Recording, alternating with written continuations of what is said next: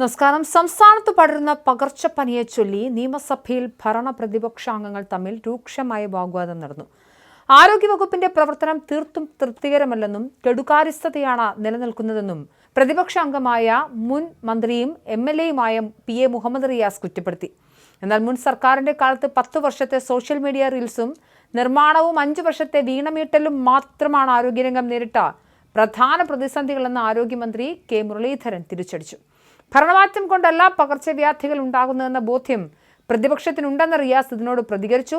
ലോകമാകെ പ്രശംസിച്ച കേരളത്തിന്റെ ആരോഗ്യ മാതൃകയെ വെറും 35 ദിവസം കൊണ്ട് UDF സർക്കാർ തകിടം മറിക്കുകയാണെന്നും ഇതിനെതിരെ ശക്തമായി പ്രതികരിക്കുന്നുവെന്നും അദ്ദേഹം വ്യക്തമാക്കി.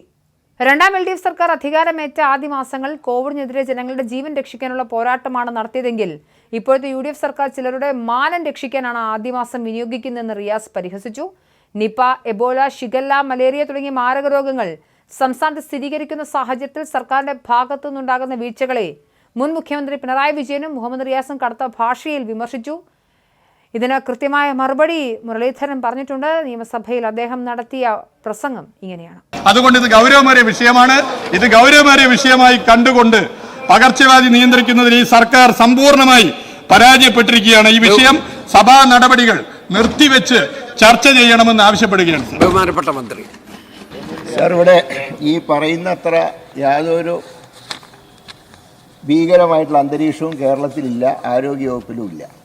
പിന്നെ സാർ, ആരോഗ്യവകുപ്പിൽ നിന്ന് ആകെ നേരിടുന്നൊരു പ്രശ്നം എന്ന് പറയുന്നത് കഴിഞ്ഞ 10 വർഷക്കാലത്തെ റീൽസും അവസാനത്തെ 5 വർഷത്തെ വീണമീട്ടലുമായിരുന്നു സാർ ആരോഗ്യവകുപ്പുണ്ടായ ഏതൊരു പ്രശ്നം. എന്നാൽ ഈ സർക്കാർ വന്നതിന് ശേഷം റിപ്പോർട്ട് ചെയ്യപ്പെട്ടാൽ അത് ഉടനെ തന്നെ അന്വേഷിച്ച് അതിന് പ്രതിരോധ നടപടികൾ സ്വീകരിക്കാൻ സർക്കാരിന് കഴിഞ്ഞിട്ടുണ്ട്. ഇപ്പോൾ നിപ ആണ് ഇവിടെ ആദ്യമായിട്ട് റിപ്പോർട്ട് ചെയ്യപ്പെട്ടത്. സാർ, നിപ ബാധിച്ച് കഴിഞ്ഞ മുൻ വർഷങ്ങളിൽ എത്ര പേര് കേരളത്തിൽ മരണപ്പെട്ടിട്ടുണ്ട് സാർ? ഈ സർക്കാരിൻ്റെ കാലത്ത് ഞാൻ അധികാരത്തിൽ വന്നതിന് ശേഷം ആകെ ഒരു കേസാണ് റിപ്പോർട്ട് ചെയ്തത്. ആ കേസ് റിപ്പോർട്ട് ചെയ്തപ്പോൾ ഉടൻ തന്നെ അതിനുള്ള പ്രതിരോധ നടപടികൾ സ്വീകരിച്ചു. ഇതുവരെ ഒരാൾക്ക് മാത്രമാണ് സാർ പോസിറ്റീവായത്. സമ്പർക്ക പട്ടിക ഞങ്ങൾ തയ്യാറാക്കി, 104 പേരുടെ സമ്പർക്ക പട്ടിക. സാർ, ഈ രോഗിക്ക് രോഗം സ്ഥിരീകരിച്ചപ്പോൾ ഇവിടെ ആദ്യം ശ്രീ റിയാസ് പറഞ്ഞു, മന്ത്രി ഒന്ന് പറഞ്ഞു, ഉദ്യോഗസ്ഥർ വേറെ പറഞ്ഞു. ചില ഉദ്യോഗസ്ഥന്മാർ ഭരണം മാറിയത് അറിയാതെ കഴിഞ്ഞ സർക്കാരിനോട് കൂറ് കാണിക്കുന്ന ചില പ്രവർത്തനങ്ങൾ നടത്തിയപ്പോൾ അവരിന്ന് കസാല മാറ്റിയിരുത്തിയിട്ടേ ഉള്ളൂ സാർ. മറ്റൊരു കുഴപ്പമുണ്ടായിട്ടില്ല സാർ. ഈ നിപ രോഗിക്ക് ആദ്യ ദിവസം തന്നെ, കഴിഞ്ഞ 10-ാം തീയതിയാണ് രോഗിയെ അഡ്മിറ്റാക്കുന്നത്.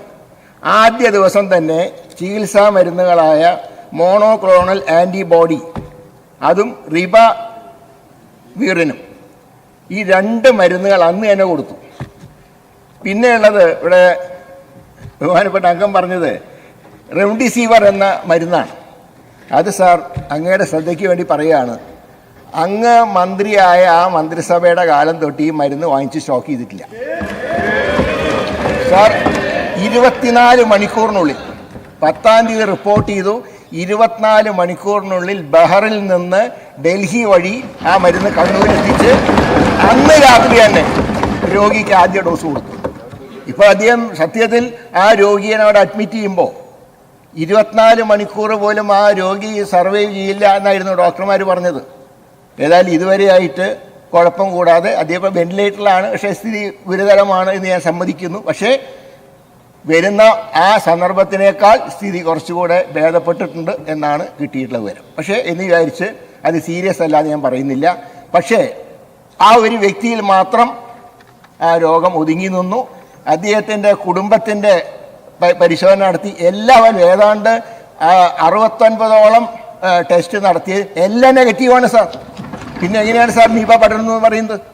പിന്നെ മറ്റ് ബഹുമാനപ്പെട്ട പ്രമേയ അവതാരം പറഞ്ഞു ഒരു സത്യം അദ്ദേഹം പറഞ്ഞു നേരത്തെ തന്നെ പ്രതിരോധ പ്രവർത്തനങ്ങൾ നടത്തിയിരുന്നെങ്കിൽ ഇത് ഒഴിവാക്കാമായിരുന്നു. ശരിയാണ് സാർ. സാധാരണ അങ്ങക്ക് അറിയാലോ, ഫെബ്രുവരി മാസം തൊട്ടല്ലേ സാർ ഇതിനെക്കുറിച്ചുള്ള മുൻകരുതലൊക്കെ തുടങ്ങേണ്ടത്? ഫെബ്രുവരിയിൽ ആരാ? ഞാനായിരുന്നു മന്ത്രി. ഫെബ്രുവരി മുതൽ ഒന്നും നടത്തിയില്ല സാർ. ഒരു രോഗപ്രതിരോധ പ്രവർത്തനങ്ങളും നടത്തിയില്ല. മഴക്കാല ശുചീകരണ പ്രവർത്തനങ്ങൾ ഒന്നും നടത്തിയില്ല. ഇതെല്ലാം കഴിഞ്ഞ മെയ് മാസത്തിൽ ഞങ്ങളൊക്കെ ചാർജ് എടുത്തപ്പോഴാണ് ഈ രോഗം അപ്പോഴേക്കും വ്യാപിച്ചു കഴിഞ്ഞു. പക്ഷേ ആ വ്യാപനത്തിന് ഒരു പരിധി വരെ തടയാൻ ഈ സർക്കാരിന് കഴിഞ്ഞിട്ടുണ്ട്. അതിന് പ്രഖ്യാപിച്ച ഡ്രൈഡേ ഞാൻ പറഞ്ഞാൽ ഇതൊക്കെ മറുപടിയിൽ പറഞ്ഞ കാര്യങ്ങളാണ്. അദ്ദേഹം നേരത്തെ തയ്യാറാക്കി കൊണ്ടുവന്ന ഒരു പ്രസംഗം കാരണമാണ് ഒക്കെ എഴുതി വായിച്ചത്.